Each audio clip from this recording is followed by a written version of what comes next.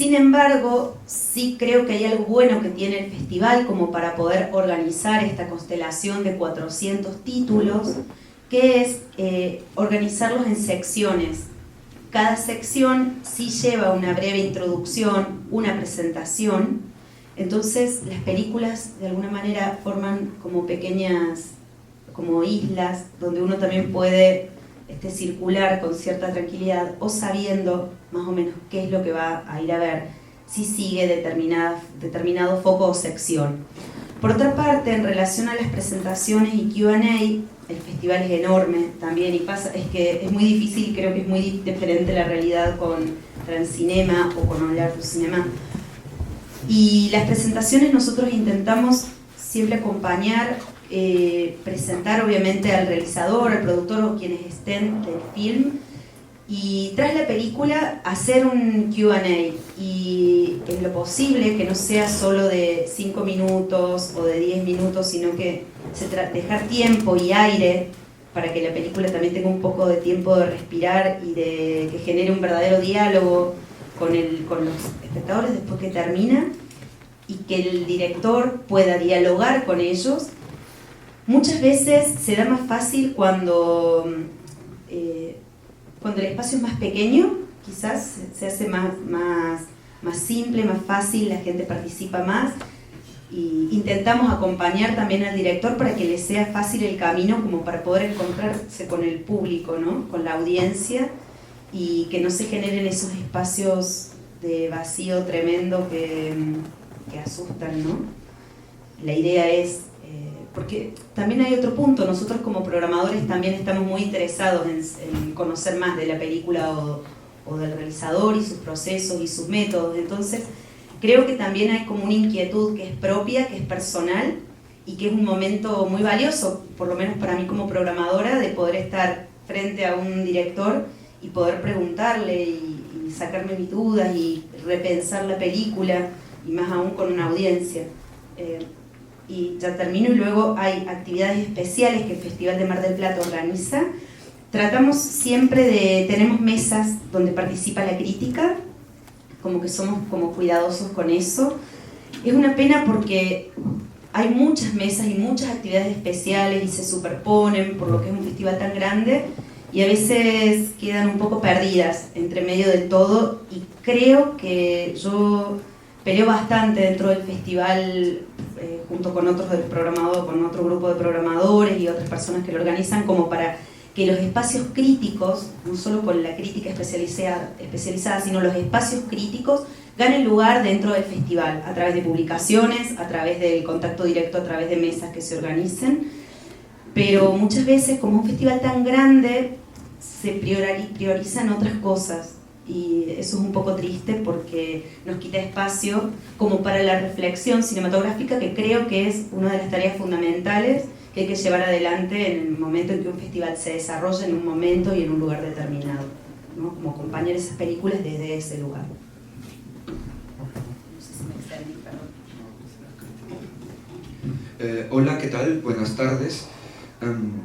Bueno, algo que olvidó decir Roger al presentarme, que bueno, es algo que voy a desarrollar en un momento, es que trabajo en 3 festivales más en Sudamérica.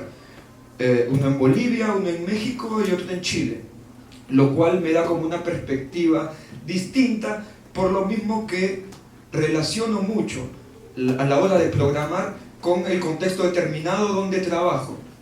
En Lima me convocaron para hacer un festival de documentales. En el Perú está muy vinculado el documental con reportajes televisivos, entonces dimos como vuelta a eso.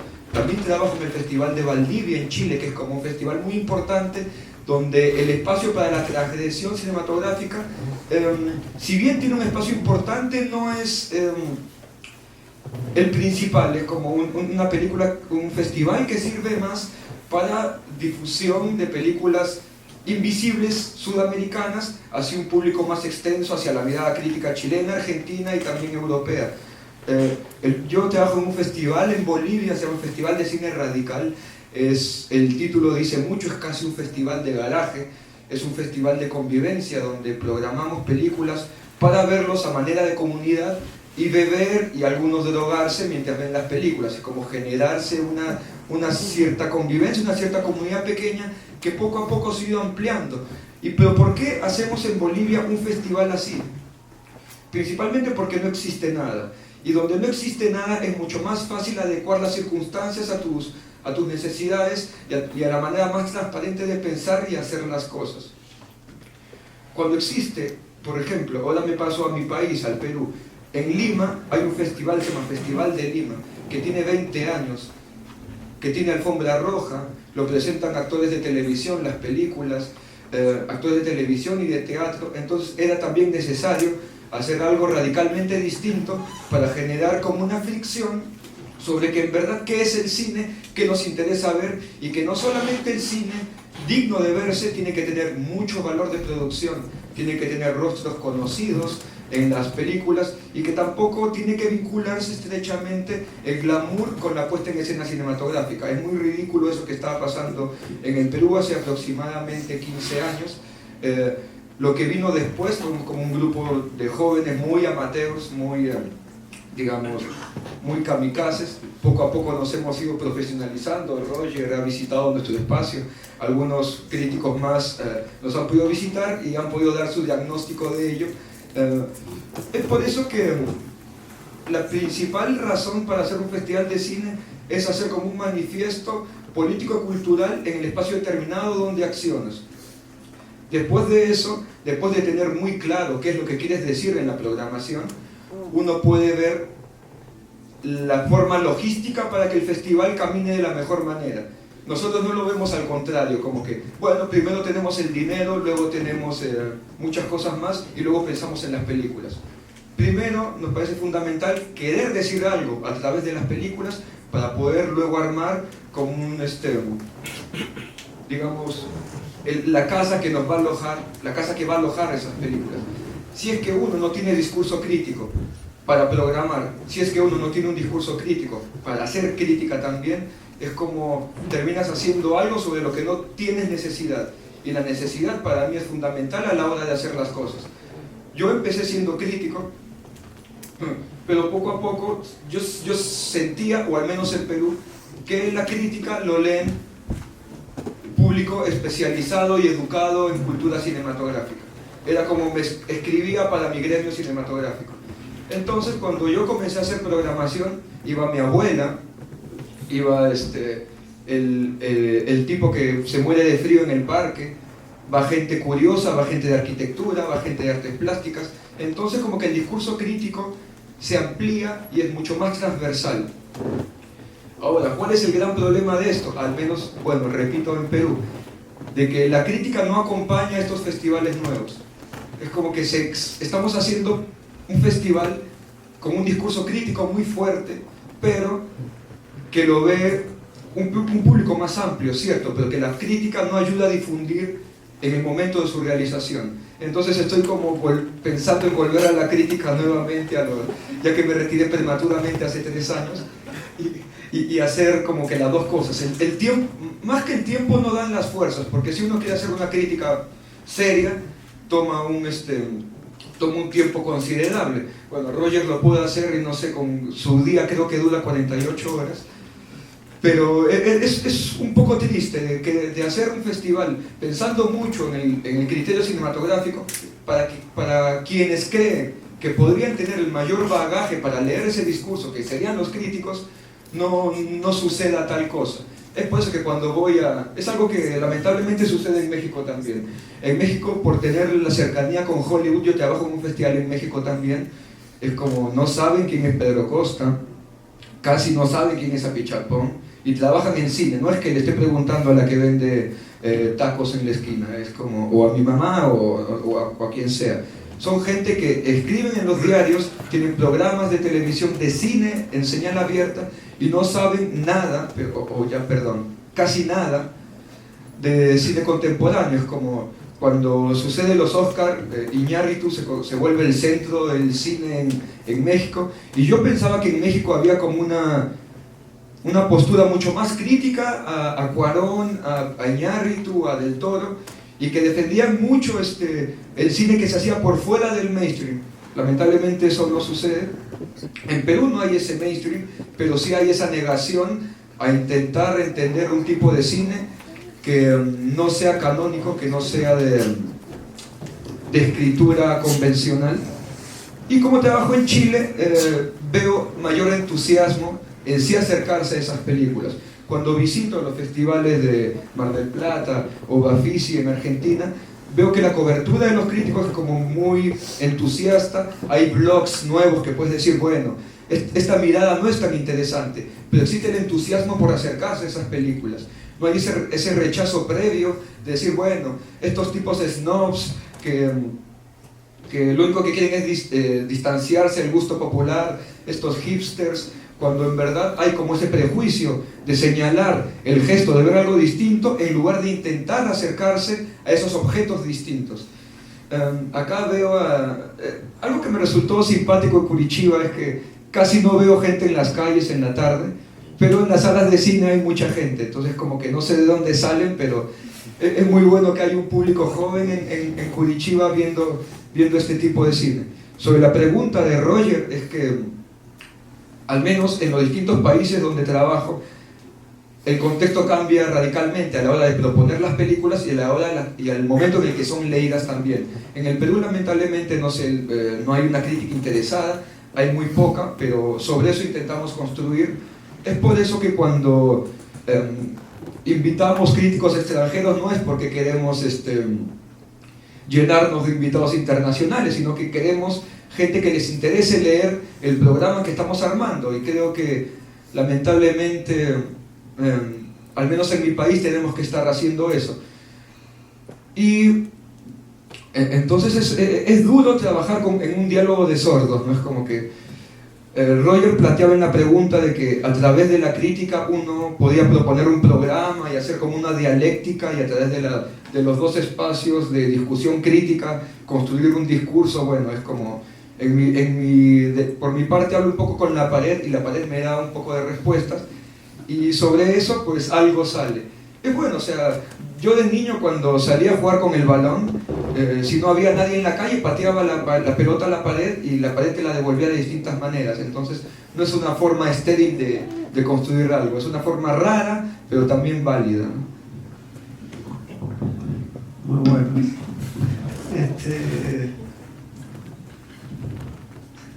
Está muy bien, antes que nada, públicamente pido disculpas. Tengo tan identificado a John con Transcinema que me olvido de los 3 festivales de Valdivia, por un lado, Cine Radical, y no nombraste que es el Festival de México, tiene un nombre, que es distrital. Así que bueno.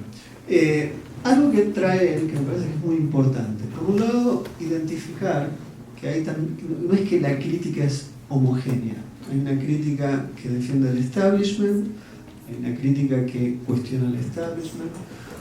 Entonces eso me parece que es importante a la hora de plantear cómo uno vive, en el caso más tuyo, de cuál es la posición que asume uno como crítico.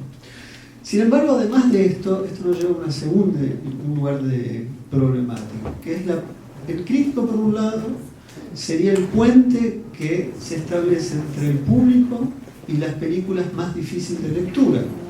Pero al mismo tiempo hay que atravesar una zona donde hay una distancia y una desconfianza respecto de la crítica. Entonces este es otro de los puntos problemáticos de lo que él acaba de decir, de tal modo que muchas veces los festivales son leídos como una zona de snobs, que me parece que es algo que hay que pelear a fondo.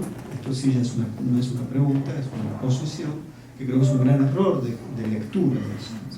Pero entiendo lo que se quiere decir. Entonces me gustaría saber, vos como crítico, ¿cómo observás en Brasil en particular, o más allá de Brasil, la relación que se establece entre público, festival, escritura, lo snob, lo popular, lo que no es popular pero pasa por popular? Porque evidentemente Batman vs Superman no es popular, es otra cosa. Entonces, ¿cómo se interviene desde la crítica cinematográfica para que John no juegue toda su vida con la pared?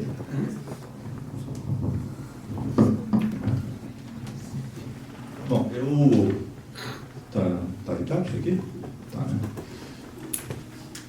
Eu eu exerço a crítica já há uns 26, 27 anos, com acompanhamento direto dos lançamentos comerciais, das mostras e dos festivais.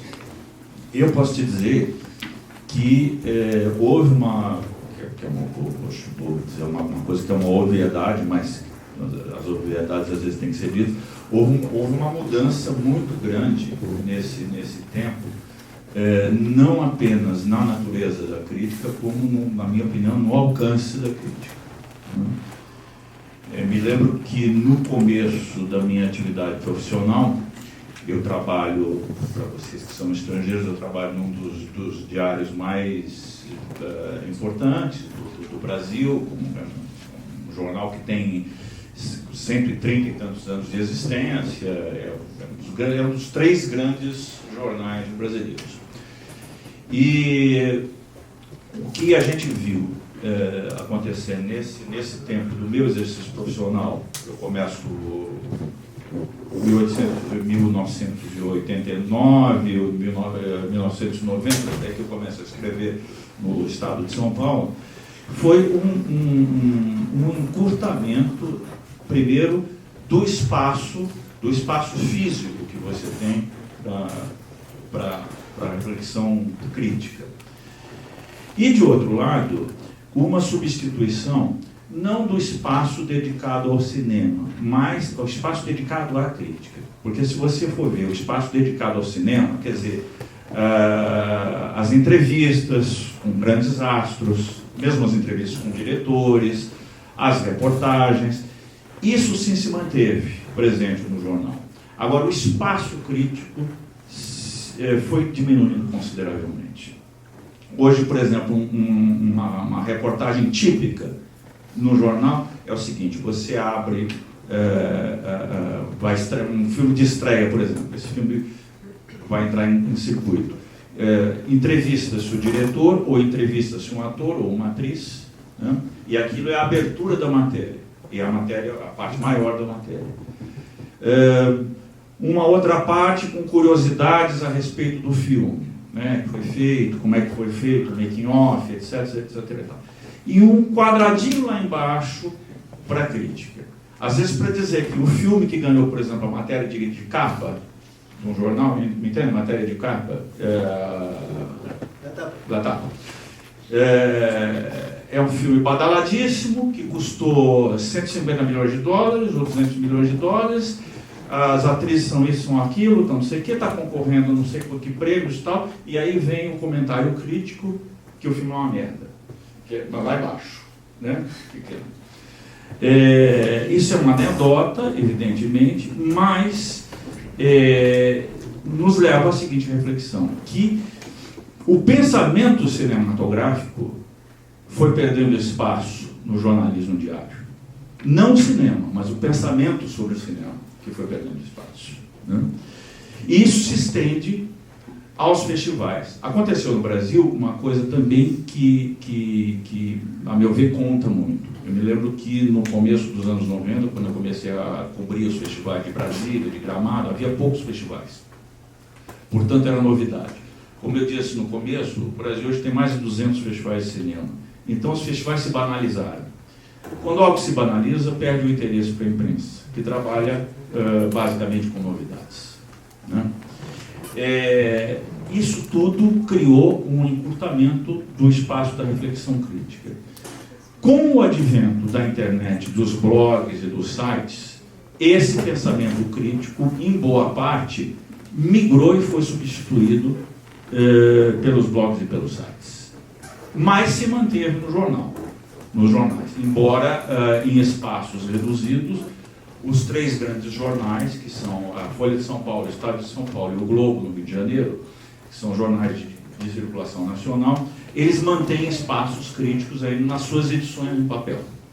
Mas esses espaços críticos foram diminuídos e tiveram seu espaço bastante reduzido. Tanto para as estreias cinematográficas, como para a cobertura de festivais de cinema. Isso cria, a meu ver, um problema, e eu entro na tua questão, que é essa questão da articulação entre o público e os filmes, que seria um dos, eu vejo não como o papel da crítica, mas como um dos possíveis papéis da crítica, você apresentar ao leitor um tipo de cinema com o qual ele não está acostumado e com o qual ele deve, talvez, se uma crítica for interessante, estabelecer uma relação de abertura em relação a isso. E eu noto que esse encurtamento da crítica, principalmente nos veículos de comunicação de massa, tem dificultado essa articulação. Por que não nos iludamos? A crítica pode ser feita em blogs, pode ser feita em sites, mas os sites e blogs, por melhores que eles sejam, estão longe de substituir a divulgação de uma crítica ou de um ensaio num veículo de grande difusão de massa. Né? Isso ainda nós estamos vivendo, me parece, uma época de transição em que isso pode vir a acontecer no futuro, mas ainda não aconteceu. Né? Então, eu noto uma coisa assim, todo mundo que vai a festival nota um fenômeno muito interessante. Por vezes filmes com os quais nós nos encantamos pela novidade, pelo impacto, pelo poder das imagens, e que fazem um tremendo sucesso dentro do festival, quando são lançados no circuito comercial, são absolutos fracassos. Eu poderia dar inúmeros exemplos dos filmes brasileiros, em particular, mais significativos das últimas décadas e que tiveram, salvo raras opções, um desempenho de público muito pífio, muito aquém do que poderiam fazer. Eu acho que isso se deve a inúmeros fatores. Eu acho que o público que vai a um festival de cinema tem uma disposição, uma abertura já, por teoria, maior para as novidades, enquanto que o público do circuito comercial, no meu modo de ver hoje em dia, está sempre procurando mais do mesmo. Né? Mas eu acho que também a falta de uma repercussão social da reflexão crítica diminui a possibilidade de que filmes mais arriscados ou filmes menos rotineiros tenham junto ao público uma repercussão maior. Então eu acho que é um momento mesmo de crise da crítica, em que a crítica que nós praticávamos mais atrás, em especial, vamos dizer assim, nos anos de ouro da crítica, dos anos 50 ou 60 da crítica, da cinefilia, e que se estendem até os anos 80, vamos dizer assim, e que começam a entrar em crise nos anos 90, eu acho que essa crise nós a vivenciamos ainda hoje. A crítica não desapareceu, mas encurtou o seu alcance, a sua repercussão social se tornou menor e a alternativa a ela, que são as manifestações críticas nos meios eletrônicos, ainda não se desenvolveu o suficiente para substituir aquela crítica tradicional que está em crise. Então nós estamos num momento muito desconfortável, com o pé em duas canoas, vamos dizer assim. Nós deixamos de praticar um modelo consagrado e não atingimos ainda um modelo alternativo, com consequências exatamente numa dessas funções principais, é fazer a ponte entre os filmes, principalmente os filmes de propostas inovadoras, e o público maior que busca a sala de cinema. Voy a cambiar un poco la idea que tengo es, como quien organiza esto, es tomar los dos términos que unifica esta mesa y darle vueltas por distintos lugares para tratar de entender esa relación. Dejo esto en pausa, en una pausa que está ahí presente. Un crítico supone algún tipo de saber. Un saber histórico, un saber del lenguaje del cine, un saber que también implica una relación del cine con el tiempo en el que está, es decir, un cine mainstream, un cine alternativo, un cine experimental. Y junto con eso, quizás incluso para un crítico más serio todavía, implica también tener algún tipo de saberes que exceden al cine y que se ponen en juego con el cine. ¿Qué tipos de saberes creen ustedes que se ponen en juego con la curaduría, como se dice aquí? Yo prefiero decir la programación, porque mis dudas respecto de la palabra curaduría es precisamente convocar el espíritu de los snob. Por eso también me gustaría que hablemos de eso un poquito después. Pero en principio es qué tipo de saber se juega ahí, porque es distinto, incluso para vos, más precisamente John, que sí haces crítica. Cuando uno escribe sobre una película, comparte una zona identitaria como crítico, pero no es estrictamente lo mismo que programar. Entonces, ¿qué es lo que estamos poniendo en juego frente a esta actividad?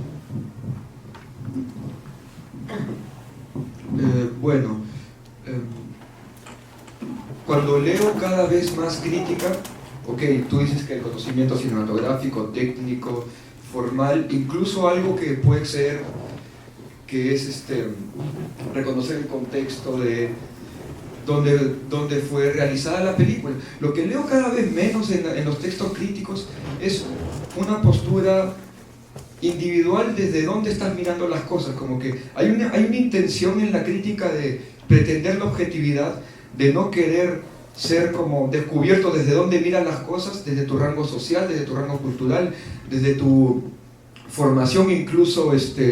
Leo mucha menos calle en la crítica que nunca.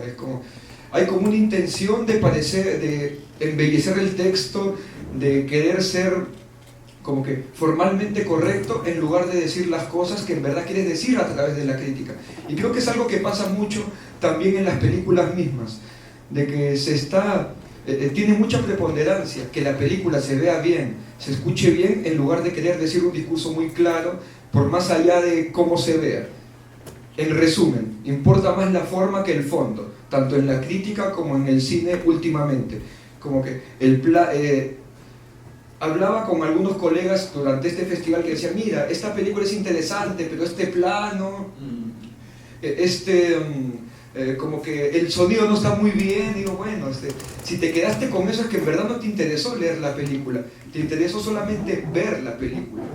Como que quedarte en la capa descriptiva, que es solamente los caracteres que componen la película, que la embisten, que la revisten, que le dan ropa a la película, pero en verdad no lo que quieren transmitir a través de esos órdenes de criterios.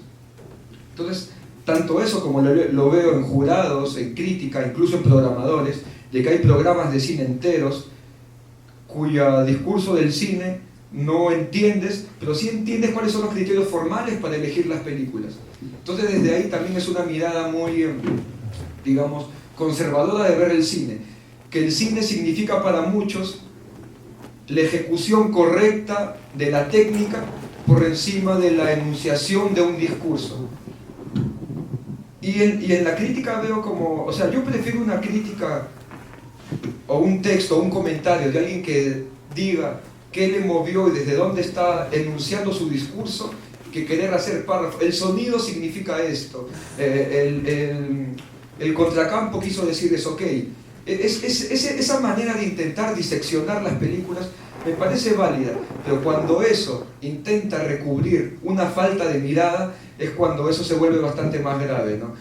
También hay un modelo de crítica que se llama la reseña, con la cual yo no estoy muy de acuerdo, que es prácticamente en un párrafo decir la sinopsis de la película y en el siguiente dice, bueno, me pareció correcta, me pareció atinada, me pareció rápida o lenta, y creo que es como un ejercicio impresionista que cada vez se difunde más, pero esteriliza mucho más lo otro, porque como la poca gente que lee crítica lee mucho más reseñas, porque es como lo mucho más rápido, es como casi leer la sinopsis opinativa de las películas. Y dice, ¿para qué voy a leer una crítica de 4 párrafos de un tipo volando? Es como que actualmente está como todo reduciéndose tanto que la extensión se está volviendo como algo negativo. Mientras más extensa sea el comentario, menos atractivo resulta para los lectores. Las películas también, mientras las películas duran más de 70 minutos, mucha gente no quiere ver las películas. Entonces estamos como en una época de la inmediatez muy alarmante, que uno... Está bien criticar esa actualidad, pero está bien como también acomodarse en eso. Ok, se está leyendo en un párrafo, bueno, hagamos el ejercicio práctico de plasmar nuestro pensamiento en ese párrafo. Como que intentemos marcar la diferencia dentro de un formato ya validado. Y creo que eso también es como un reto, ¿no? O sea, yo en Twitter comento mucho, pero en verdad comento sobre Fujimori y cualquier cosa. Pero sí, no estaría de acuerdo en que el Twitter suplante la crítica. Pero sí estaría de acuerdo en que un comentario breve sí pueda plasmar un pensamiento crítico más o menos articulado en un espacio muy acotado, ¿no? Es como ponerse en condiciones de jugar el juego de los otros. Bueno, yo hago programas de 400 películas, pero no, te damos para que hagas 10. Bueno, intentemos decir lo mismo, pero con 10 películas. Entonces, jugar esas condiciones me parece estimulante y bastante interesante, ¿no? Sí, de acuerdo sobre lo que tú dices de curaduría, creo que si lo puedo aplicar un poco a los programas de cine, sería que como programación es más o menos seleccionar películas en base a una idea macro, en base a una idea más o menos general, y curaduría, pues, como secciones más específicas que se construyen a través de los detalles, ¿no? Si es que se me imaginaría hacer una respuesta a propósito de eso, como que curaduría podría ser un poco más de levantar una temática y construir un discurso a través de películas que reflejen esa temática, y programación es una selección que responda a una inquietud mucho más general, que esa misma inquietud sea representada a través de distintas películas que logren articular esa inquietud, ¿no? Es como entre Ancinema hacemos un festival de no ficción. Me dijeron, ¿cómo vas a hacer un festival de documentales? Son todos iguales, todos quieren decir la verdad, y al final vas a hacer como un festival de 100 películas que digan todos lo mismo. Digo, bueno, ese es el reto. Yo voy a intentar demostrarte que voy a hacer un festival de 100 películas que sean todas distintas entre sí, lo que te demuestre la capacidad del cine de lo real, el cine de no ficción, que es mucho más libre actualmente que el cine de ficción. Eso podemos discutirlo luego, pero era como mi reto actual. Tú me dices de que es un reto muy... es como que voy a hacer algo muy aburrido. Bueno, no voy a hacer algo aburrido, y toma el programa en la cara y después hablamos, ¿no?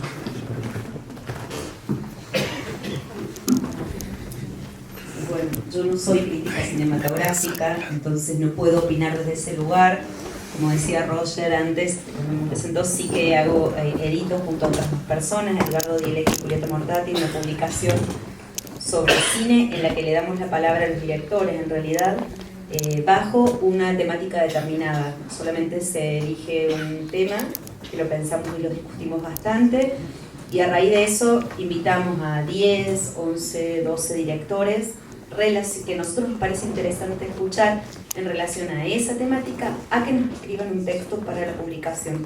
La publicación es bilingüe, en castellano y en inglés, y estamos preparando ahora el número 6.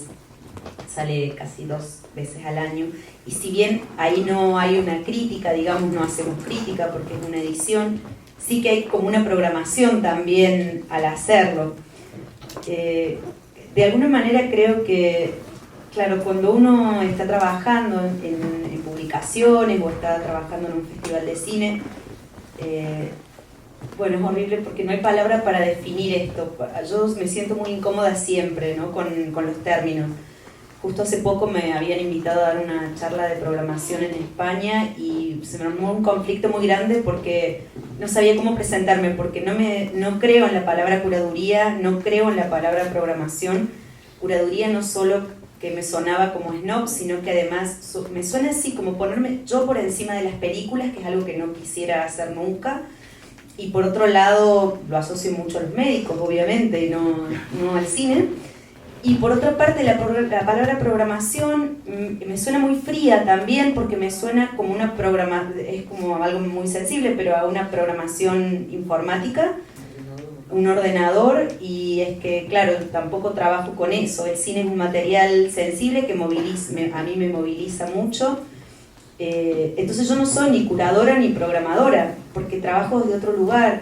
cuando Roger recién preguntabas por qué cosas se ponen en juego, qué tipo de saber, sí, les puedo decir, estudié en la universidad, tengo una licenciatura, hice un máster, he hecho tantos cursos, pero en el momento de programar, o de curar, o de mirar películas, les diría, y entablar una relación con las películas, y ponerme a pensar qué me gustaría organizar para la próxima edición del festival, o qué presentar, qué películas poner en juego, qué películas compartir con una audiencia.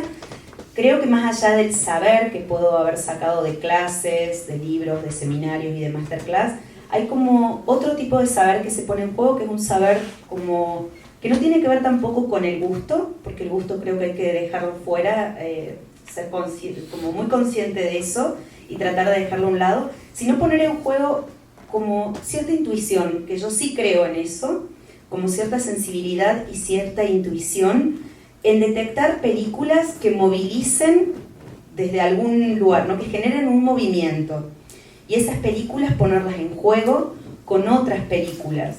Creo que si hay un saber que se pone en juego, o al menos al que yo le presto mucha atención cuando estoy trabajando con las películas, es a esa sensibilidad, a la intuición y a lo que moviliza, a lo que de alguna manera estar atenta a lo que está generando eso, como algún tipo de onda diferente, porque eso también me va a llevar luego a descubrir otras películas más que estén en ese camino, ¿no? Entonces, ese es el saber que más atención le presto en algún punto. Y por supuesto, contextualizando eso y siendo consciente también, así como el gusto personal, trato de dejarlo de lado, de ser sí muy consciente de el hoy y el ahora y el dónde y el cuándo, que estoy programando o estoy mirando películas para ponerlas en juego y ponerlas en común en este lugar determinado, en 2016, en la ciudad o en la Argentina o en no sé dónde, junto con estas otras películas. Creo que desde ese lugar es lo que me resulta más, o lo que trato de estar más atenta, ¿no?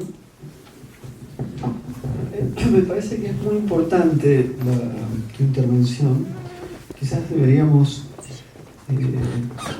profundizar qué querés decir entre ustedes tres. Yo hago solamente de nexo, soy un montajista de esta reunión.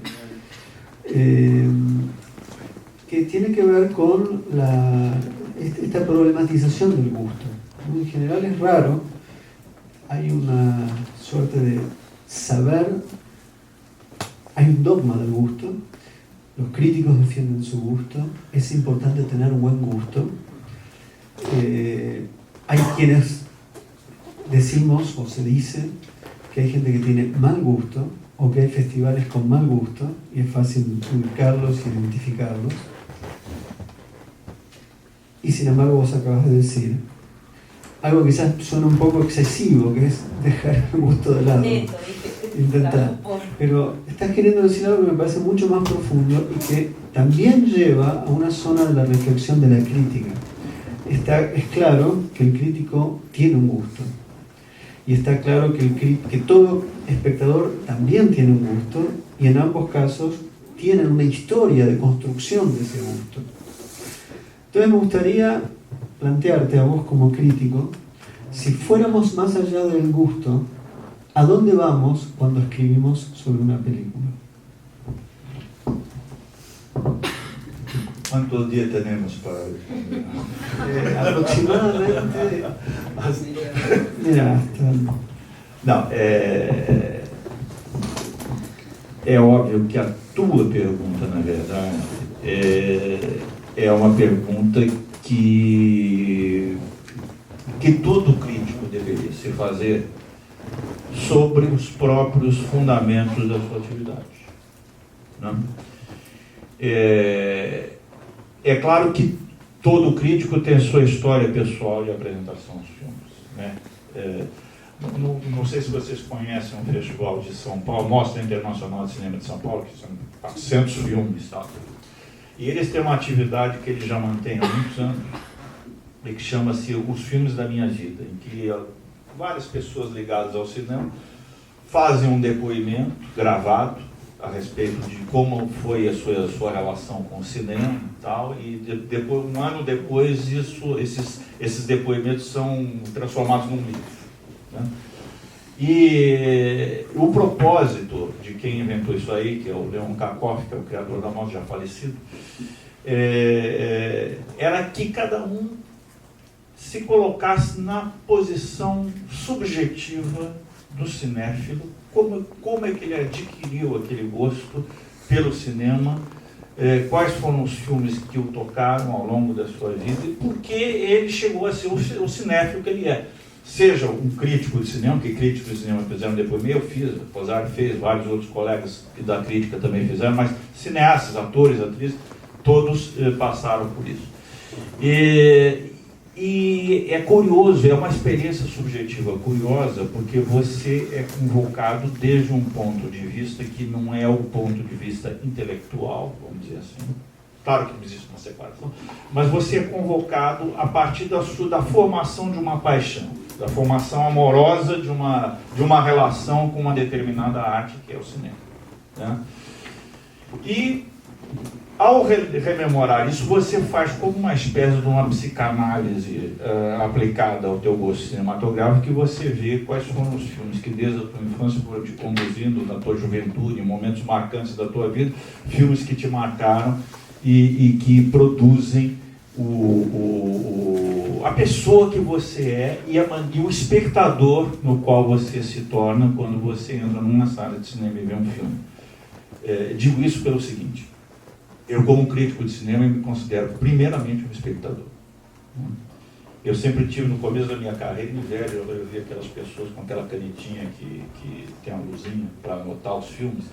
Durante muitos anos eu invejei os colegas que tinham essa caneta, até que um dia eu ganhei uma caneta dessa, no Festival de Veneza eles distribuíram como brinde, e eu comecei a anotar os filmes. E eu notei que rapidamente que eu não prestava mais atenção nos filmes, mas eu prestava atenção nas minhas anotações. Então eu abandonei a minha canetinha. Eu prefiro entrar num filme, vamos dizer assim, entre comilhas, desprevenido, para ver um filme, trazendo para aquela leitura do filme, evidentemente, toda a minha história anterior de cinéfilo. Então é uma posição que é uma posição subjetiva, né? Uma posição subjetiva e uma posição histórica, genética da tua formação, né?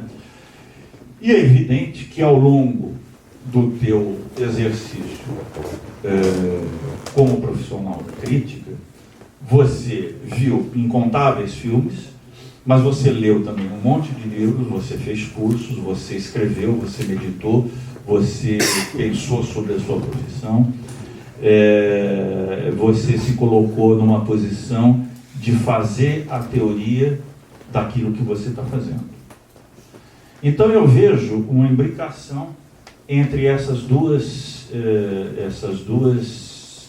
caminhos que você tem. Um que é o caminho da paixão cinéfila e o outro, a reflexão que você foi montando sobre o próprio caminho que você percorreu, né? E chega no momento em que você, culmina no momento em que você vai escrever uma crítica, né? Que é o momento em que essas duas linhas têm que estar entrelaçadas. Ele tocou numa coisa muito, que é também uma das minhas inquietações permanentes, né?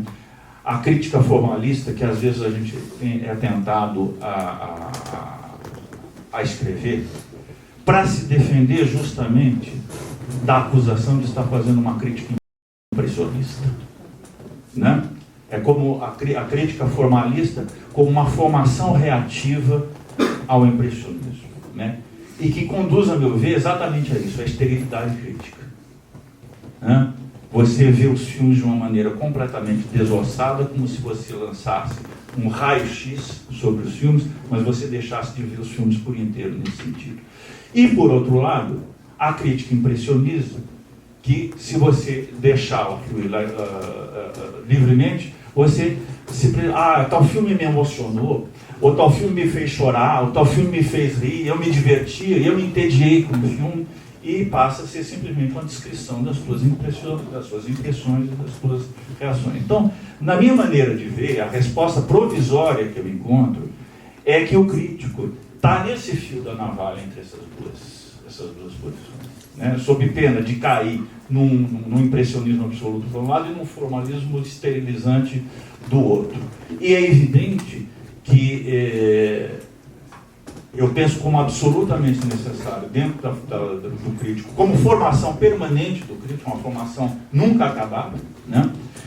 Que ele veja cada vez mais filmes e que ele leia cada vez mais, não apenas críticas, mas obras teóricas sobre o cinema. Mas qual é a posição de saber do crítico?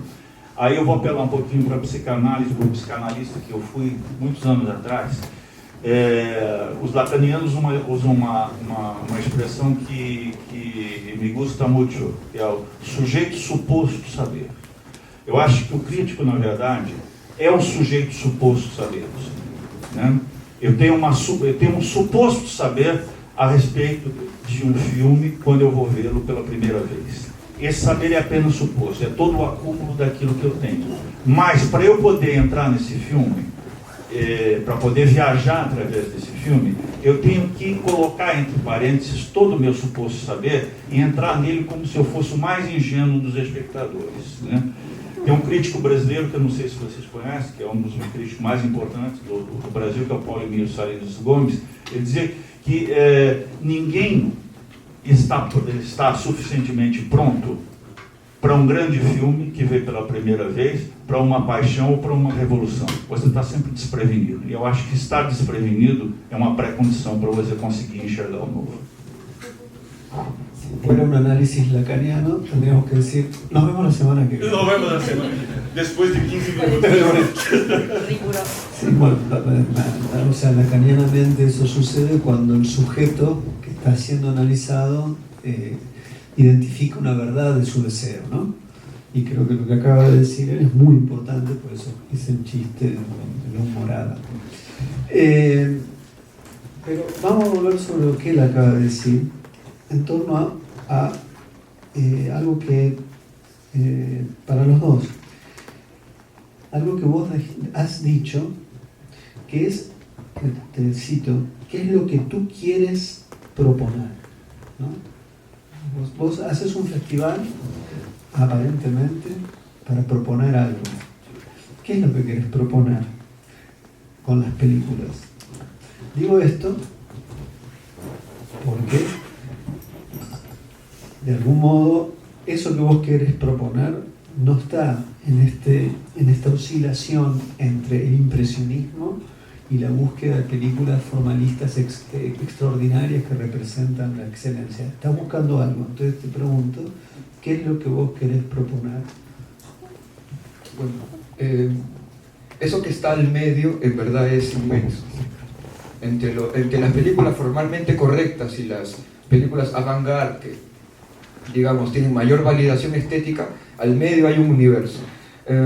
Y si me disculpa Cecilia, que compartimos una mesa en el Bafisi hace 3 semanas, por no decir lo mismo que escuchó aquella vez, yo creo que es muy importante como independizarse del buen gusto, porque el canon validado es algo que quizás todavía no lo podemos articular bien, o quizás habría que hacerlo, pero algunas personas que ya tienen como 200 películas encima al año, ya pueden identificar de manera intuitiva.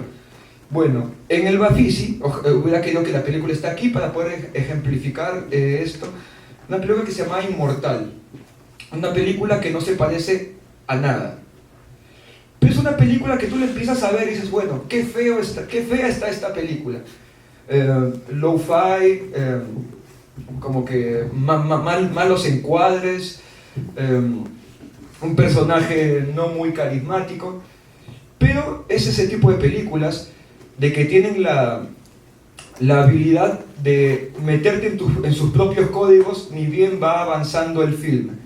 Es una película que reconoce a su personaje, lo acompaña hasta donde puede, lamento el spoiler, pero el personaje muere a mitad del film. En lugar de utilizar la muerte del personaje como desenlace de la película, el tipo decide reescribir la película sobre la marcha y derivarse hacia otro lado. Como que cualquier cineasta convencional dice, bueno, se me murió el personaje, filmemos algo al medio y utilicemos esto como final de la película. No, nada, o sea, como reconstruyamos la película en base a esta situación real y vemos qué podemos encontrar hacia adelante, hacia dónde nos derivamos. Entonces, esa película orgánicamente inquieta es lo que a mí me interesa mucho ver al momento de buscar en los programas. Y es lo que yo intento decir como desaprender cine. Como que ya tuvimos muchos años aprendiendo cine y ahora estoy muy interesado en desaprender cine. En ver películas que van contra lo que yo creía que era bueno, pero las mismas películas te enseñan que tienes que prestarles una atención distinta porque te están estimulando cosas nuevas, te están llevando a nuevos caminos y te están como queriendo decir que, o sea, son como absolutamente antiacadémicas, pero sin quererlo ser. Son películas vivas, son películas que no intentan ser diferentes, sino que naturalmente lo son. Entonces, de esas hay muchas, y cuando uno ve como convocatorias de festivales, quizás por nuestro gusto aprendido, no le prestemos la debida atención, porque quizás esas películas comienzan a aprender al minuto 15, no se sabe, quizás por nuestro prejuicio del buen gusto estemos perdiendo la oportunidad de descubrir un cine nuevo, vital, que está comenzando a revelarse a este cine académico. Entonces ahorita estoy como prestándole mucho más atención a esas películas, me termino viendo media hora y dije, no, acá no pasó nada, pero lo que usualmente hubiera tardado 15 minutos en ver, ahora estoy con una mayor atención a entregarme a este tipo de películas. Entonces, ¿qué quiero proponer principalmente en el festival el que tengo en Lima? Que es lo que tenga una búsqueda de experimentación cinematográfica muy clara, pero que también tengan una vinculación empática, es como que tengan como una historia, una anécdota interesante, una historia, digamos, más amable. Es como que buscar ese medio entre películas que tienen un personaje atractivo, una anécdota fuerte, una puesta en escena interesante, no más que puesta en escena para el otro lado. Es como películas que tengan elementos supuestamente atractivos para un público más amplio, pero que a través de ese elemento reconocible busquen experimentar también. Entonces, entre ese núcleo inquieto, entre buscar el personaje, buscar la anécdota fuerte y buscar la experimentación cinematográfica, todo lo que pase al medio es lo que a mí más o menos me interesa, porque cuando empecé a programar, como que sí tenía este ímpetu snob de buscar lo que diametralmente se diferenciara de lo convencional. Entonces era un cine abiertamente experimental, pero que había olvidado yo que no generaba mayor estímulo ni en mí como programador y obviamente tampoco en el espectador. Era como, estaba cayendo en eso que dije anteriormente, estaba siendo un programador formulista. Estaba buscando películas que desde la forma dijeran algo, pero que al final no se interesaban en un fondo. No había un discurso detrás de esas formas. Entonces ahora estoy como intentando buscar ese medio que, como dije al inicio, me parece que es muy amplio, donde eso que está al medio se puede construir muchas cosas y se pueden ver muchas cosas también. En este festival, de hecho, hay muchas películas que están en esa búsqueda. Hay algunas que me parecieron fallidas, pero lo que me parece interesante de una película que experimenta y que logra ser fallida es que siempre terminas quedándote con una imagen, con una intención que tú dices, bueno, si este cineasta va por esta búsqueda, recupera esta imagen y la reconvierte en otra cosa, ya es algo que es como una autoformación.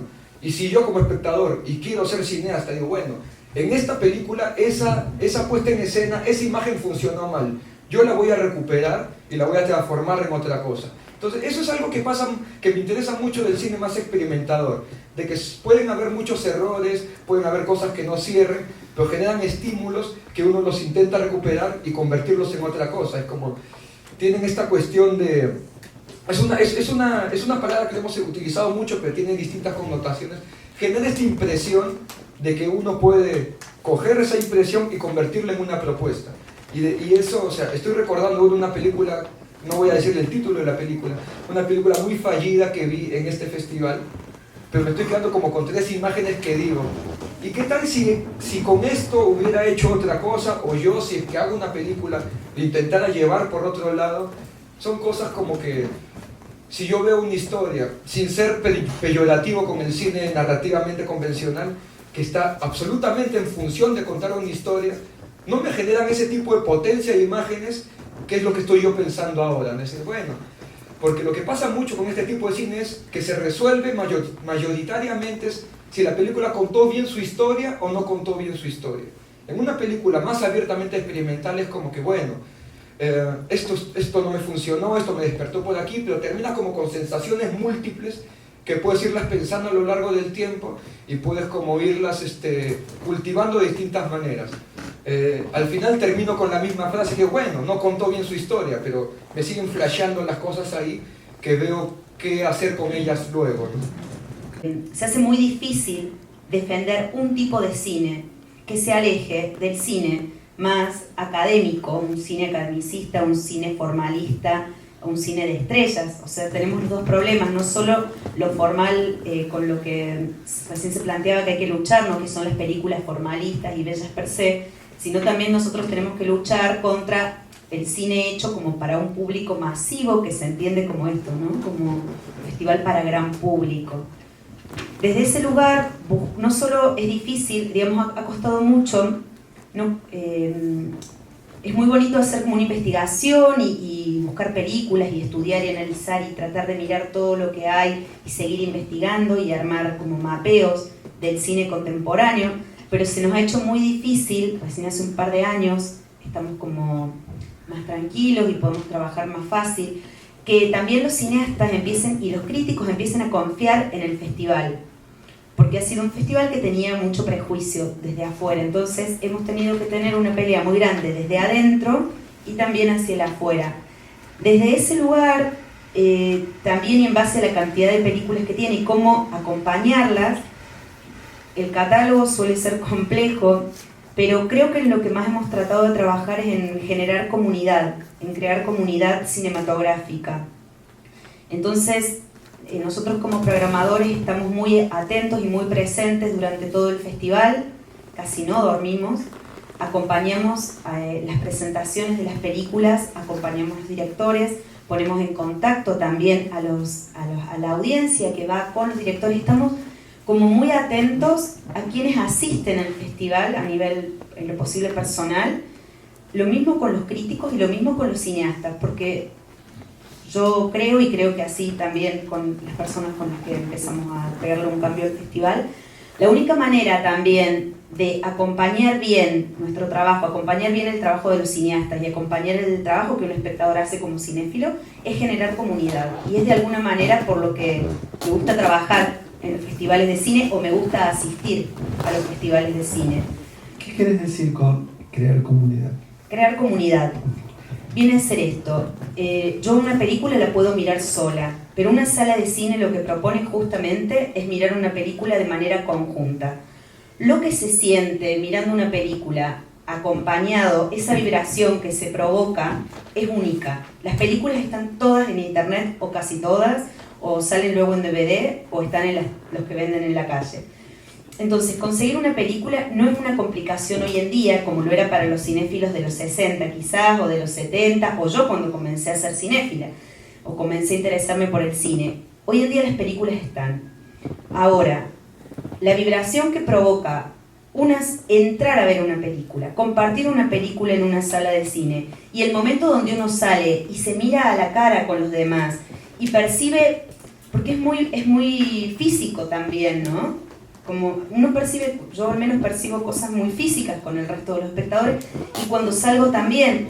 Entonces, ese momento, y que después con esa persona te mirás y algo te estás transmitiendo, y luego te encontrás en la siguiente película, y pues ya te haces algún tipo de gesto, se arman hay como un código, ¿no? Hay como otro tipo de lenguaje que entra en juego ahí.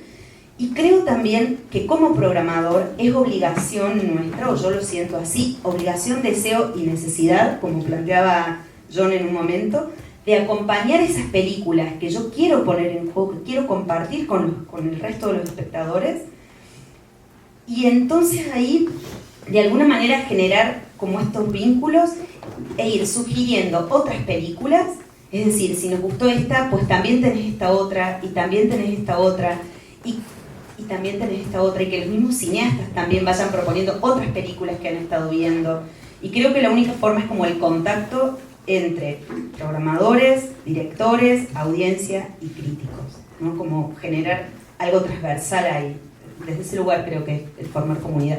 En un momento pensé, bueno, a ver, ¿cómo hago un mapeo para que sea más fácil? Pues, y si armo una hoja A4, la fotocopio, donde digo, yo desearía compartir con ustedes estas películas, solo que es un poco difícil en un festival tan grande. Pero lo hago de manera un poco... Lo que hago es la grilla de cada día, la grilla de programación, le saco una foto, marco con marcador fluo las películas que a mí me gustaría ver en el festival, o que considero que sería relevante ver, y no solo las películas nuevas, porque desde ese lugar, y en lo que decías con Ana, creo que cuando al menos pienso en las retrospectivas que he organizado en Mar del Plata, o las películas que hemos puesto como rescate o proyecciones especiales, siempre los he pensado un poco como reescribirlas en la historia de alguna manera, en la historia del cine, pero en relación con las películas actuales o contemporáneas que también estamos proponiendo. Por lo menos es la intención original que hay, ¿no? No sé si siempre saldrá, pero esa es la intención que yo pongo, por lo menos. Y entonces, desde ese lugar creo que hay que acompañar tanto como los rescates como las películas nuevas. Cuando hago las sugerencias, lo único que tomo en cuidado es no poner ninguna película de las que están en competencia, porque no, por más que obviamente tengo preferencias por algunas por sobre otras, porque somos 6 programadores, un director y un presidente del festival, y entonces las competencias es muy difícil que, por lo menos para mí, estar de acuerdo al 100%. Sí, lo que trato de hacer es como hacer una orientación un poco secreta, como dice John, pues saco fotos y las pongo en Twitter y en Facebook de las películas que creo que sería bonito compartir, evitando las competencias. Sería bueno eso.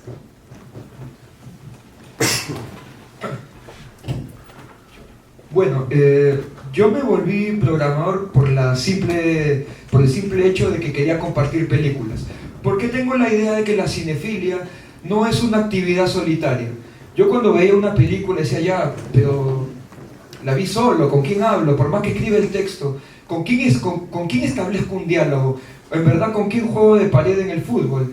Entonces, cuando yo volví del Bafisi 2010, 2009 creo que fue, antes no circulaban links, circulaban screeners en DVD.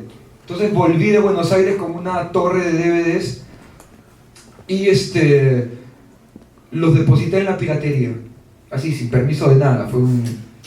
El lugar de piratería en Lima se llama Polvos Azules. Es un lugar que ahora ya se ha vuelto muy icónico. Incluso cuando van los directores a Lima, ellos mismos dejan su copia y la firman. A Pichatpón, Pedro Costa, todo el mundo, Lisandro Alonso, todo el mundo deja sus películas ahí.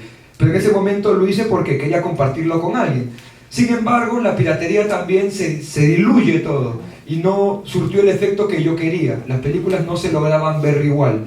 Entonces, ahí justo se estaba formando un festival en Lima que se llama Lima Independiente, y llegué con la torre de screeners y dije, bueno, estas películas tienen que verse en Lima, porque el festival inicialmente iba a ser de cine peruano. Entonces, va a ser un festival de cine peruano, los estás matando a todos, en verdad. Hay cosas interesantes, pero no se sostenía. Entonces, la idea del festival era cómo contraponer la propuesta de estas nuevas películas peruanas con otras muy parecidas que habían logrado ver en Buenos Aires, como establecer ese vínculo. Y como decir, bueno, lo que estamos pensando ahora en Lima, no es que estemos solos, no es que estemos delirando, es como una idea común que se viene pensando en Latinoamérica, y era necesario como estrechar los vínculos. Y ahí es como empezamos el festival. La primera edición fue otra edición de garaje. O sea, que estábamos en un aula de clases, esto es un lujo el lugar de donde estábamos, pero era necesario, porque sí creemos mucho en eso, era necesario nacer, tener la primera edición, porque luego puedes ir mejorando, perfeccionando, puedes ir, el gesto fundacional es imprescindible. Algo que sucede mucho en la idiosincrasia peruana es de que nos interesa mucho hacerlo como sea y luego lo mejoramos.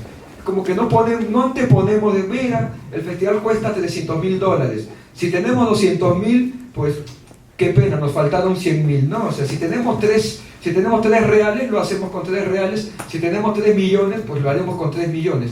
La idea es que no se pervierte el concepto del festival. Porque una vez me preguntaron, si es que para Transcinema tuvieras como mucho presupuesto, ¿qué es lo que harías? Bueno, serían la misma cantidad de películas, solamente que vendrían todos los directores seleccionados, todos, hotel 5 estrellas, comer ceviche todos los días y las mejores proyecciones posibles. Pero el tamaño del festival, la propuesta del festival no cambiaría para nada. Eso es lo cual me parece muy interesante o fundamental de tener el concepto por encima del presupuesto disponible, de que no estés condicionado la forma o la idea del festival en base a lo que tengas a la mano. En Transcinema ya logramos tener un presupuesto, no para invitar a todos los directores, pero sí para que las proyecciones sean lo más dignas posibles y que haya como una convocatoria interesante. En el festival que trabajo en Bolivia, eso todavía no sucede. Todavía hacemos como la idea de comunidad, de convocar a los amigos a ver películas, conversarlas, y por fortuna, porque también soy un convencido de eso, que cuando eres muy coherente, muy consecuente con tu idea, el público siempre aumenta. En cambio, si andas como detrás de complacer un cierto gusto o una cierta inclinación masiva, no sé si lo eres un público fiel. Quizás aumente, pero es un público que no te acompaña emocionalmente. El Festival de Valdivia ya tiene 20 años, es un festival más grande, es el más importante de Chile y uno de los más importantes en Latinoamérica. Ahí la conciencia es distinta. Pero también el director actual, Raúl Camargo, es alguien que pudo haber optado por seguir una línea convencional y decidió darle un giro más arriesgado, lo cual es saludable. Es un festival con los que conversa tanto Ficunam como Mar del Plata en las secciones que programa Cecilia, y con nosotros también ahí en Lima. Porque es importante de que, igual aquí hablar de cinema, es importante que si bien no tengamos la coincidencia geográfica de que todos los festivales no se hagan en Curitiba, ni en Mar del Plata, ni en México, sigue como esta especie de lazo curatorial, de lazo de búsqueda, de que cuando Cecilia encuentra algo valioso, inmediatamente nos lo comunica. Así como tienen que ver esta película, nos pasa el link, o Roger. Estamos como compartiendo películas que nos interesan todo el tiempo, por la simple razón de que el público que tenemos no es distinto. O sea, una vez alguien dijo, oye, pero algunos festivales programan las mismas películas. Principalmente no son las mismas películas y también principalmente no es el mismo público. O sea, si es que Ficunam programó una película, Ficunam en México programó una película, ¿por qué yo tendría que privar al público en Lima de ver esta película? Es absolutamente absurdo.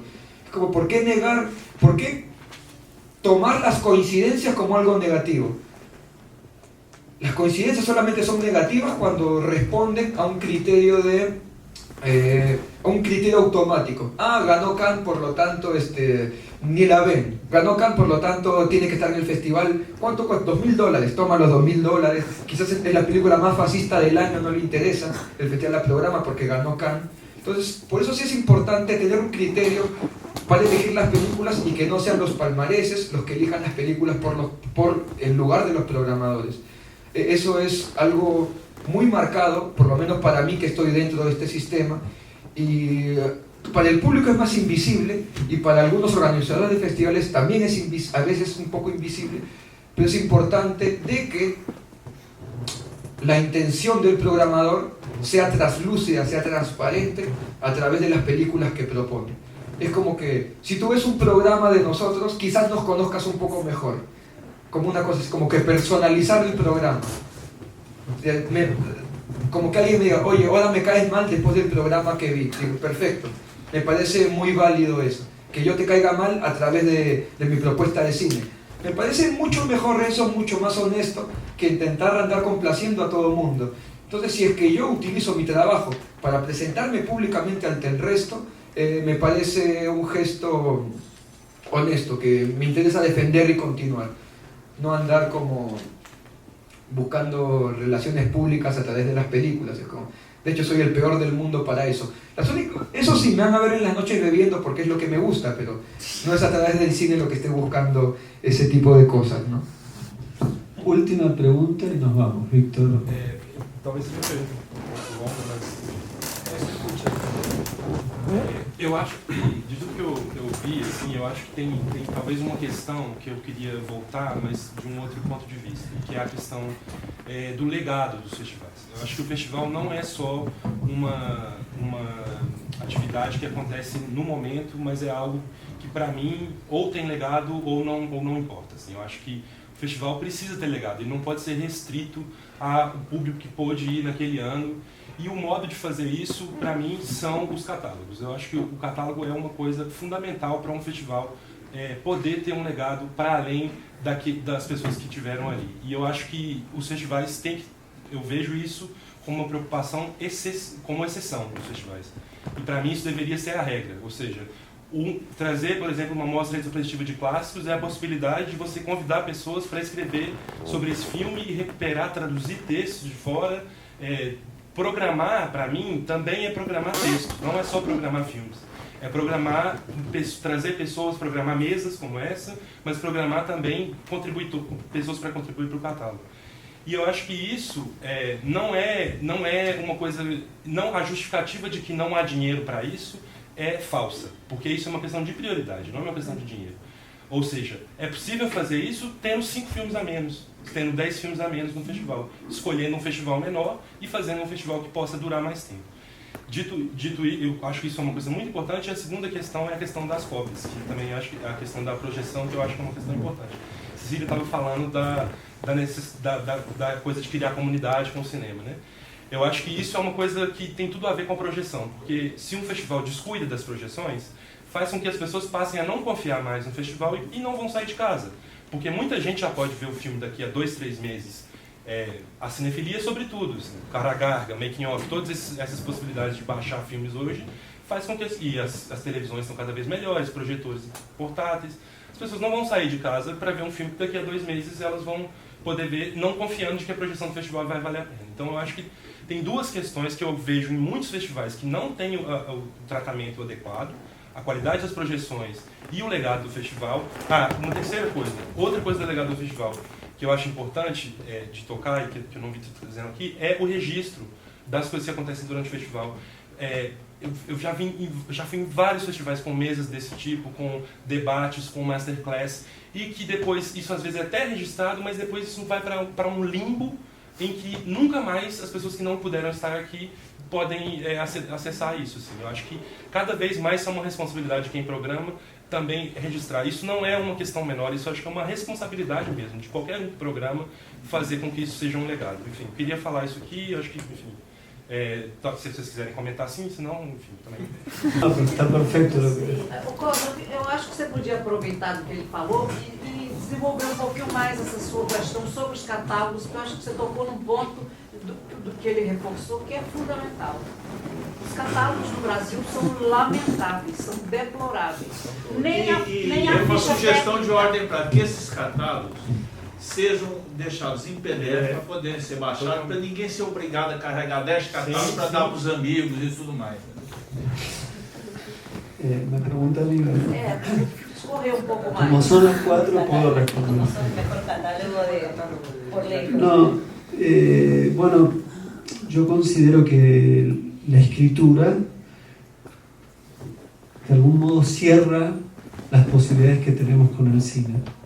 Si no se escribe, si no se lee, para mí las imágenes son demasiado veloces y no se fijan y no las podemos pensar. Entonces, creo que eso es en principio el fundamento de un catálogo. En segunda instancia, creo que un catálogo, como dijo recién Víctor, es mentira que no se puedan hacer catálogos bien, y estoy de acuerdo con lo que dijo Víctor. 10 películas menos, no pasa nada.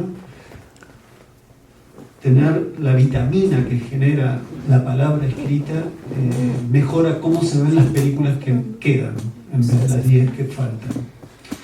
Y lo que sí creo que es cierto, yo respeto que haya un programador que no escriba. Creo que en un equipo de programación puede haber un programador que no escriba, puede haber un programador que escriba, y no importa. Me parece que el entender que en el catálogo se juega algo fundamental del festival es la identidad del festival, quizás. Es donde uno a fuego está diciendo lo que cree, lo que propone, y deja claro lo que propone para que sea discutido por quienes vienen al festival y los que hacen otros festivales. Entonces, yo no considero que eso es fundamental,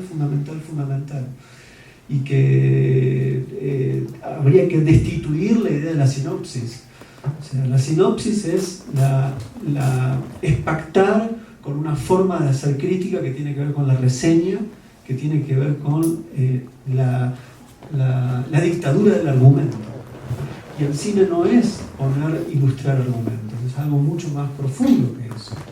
Me parece que esos son los lugares importantes de los catálogos, y creo efectivamente que los festivales no ponen atención en sus catálogos. Y ahí estoy de acuerdo con lo que dice él. En general, los catálogos de los festivales que asistí en Brasil son muy débiles. Son sinopsis, y a veces sinopsis de Twitter. Da una excepción. Guimaraes, que es el que está ahí, alguna vez me invitó a un festival de cortos de Belo Horizonte. Al menos en esa edición había textos importantes, ¿no? Textos que habían sido escritos, traducidos en algunos casos, y yo dije, la mierda, esto es extraordinario, y esto es una excepción a una regla. Quiero decir a favor que si bien el Festival de Mar del Plata tiene 400 películas, en los textos breves hay firmas, y creo que dentro de esa línea de escritura, que es lo que posibilita ese tipo de festivales, es bastante digno lo que hacen en la escritura de ese festival. No me parecen sinopsis, me parece que hay cosas más poderosas. Pero me parece que, ojo, creo que ese es el nivel más evidente de un discurso. Pero también está la oralidad, también está los debates, las mesas, y también está lo que vos decís. ¿Por qué no hay nadie filmando? No porque yo quiera salir, sino ¿dónde sigue la discusión de esto? Retráctate que ahí están filmando. Están filmando. Sí. Bueno. ¿Qué tal? ¿Cómo estás? Bueno, ahí están filmando. Fantástico. Ahora tenés que editarlo. ¿Cómo se ve? ¿Cómo se ve? Pero me parece que eso es muy importante, ¿no? Y lo otro, que sí hace el Festival de Mar del Plata, y no John, porque yo conozco en las condiciones que empezó a hacer John el festival, es una cosa increíble, va mejorando, han creído, es un grupo. La primera vez que yo fui a Transcinema, el promedio de edad del equipo de producción y programación no llegaba a los 24 años. Yo decía, esto es la primera vez que creí en jóvenes, yo no creo en los jóvenes, entonces dije, entonces es verdad, se puede creer en los jóvenes. Pero bueno, pero me parece que hay algo que ha hecho muy bien el Festival de Mar del Plata, que es siempre hay 2 o 3 libros, y libros importantes de crítica cinematográfica vinculados a la teoría o a la crítica, que están en el festival y se presentan. Eso me parece que también es una parte importante del festival. Y bueno, es así. Yo sí quiero como decir algo muy breve, así como ya hablando de legado y de comunidad. Si en verdad decidimos hacer una edición más cada año, es porque sabemos que había un crecimiento de público absolutamente interesado. Yo me encuentro a las personas, oye, ¿y qué van a traer este año? ¿Cuál va a ser como hay gente que todavía no está muy entrenada, es cuál va a ser la temática del festival, que no pensamos mucho en la programación en base a temáticas, pero sí hay un interés como amplio, que si bien no hacemos el festival para convocar masas, sí nos interesa generar esa comunidad que se ha vuelto una comunidad de interlocutores, de gente que se encuentra esas películas que no tendría acceso de ninguna otra forma, y que al salir de las funciones comienza a hablar con nosotros, hacen sus tweets entusiastas. Es como que ya hemos logrado cultivar un público que sigue aumentando, y lo hacemos porque no estamos hablando solos, le estamos hablando a alguien más, y ese alguien más está como captando el criterio y lo está ejercitando de manera muy libre, y el pensamiento libre es lo más estimulante que hay. Entonces, sobre esa base, más allá de la base capital, esa es nuestra base fundamental, que es el interés de un público en crecimiento, que cada vez que me encuentran por ahí en alguna función me están preguntando qué es lo que va a haber este año.